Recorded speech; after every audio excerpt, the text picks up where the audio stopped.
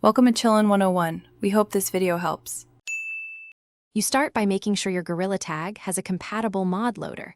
This is critical because Banana OS relies on that bridge. Once done, download the Banana OS build that matches your game version and verify file names. You then copy or move the package into the mods folder and make a quick backup of saves and profiles before proceeding. This protects progress if something goes wrong.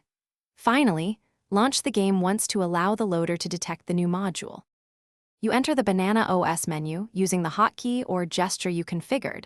This opens the core control panel. From here, enable the modules you need, locomotion tweaks for smoother movement, environment UI for overlays, and safety limits to avoid extreme changes.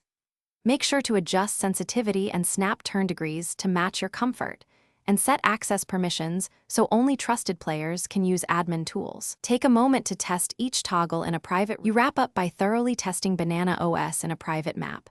Run through movement, UI prompts, and any custom tools you enabled. If you spot jitter, input lag, or desync, revert individual settings like sensitivity or physics multipliers rather than toggling everything off.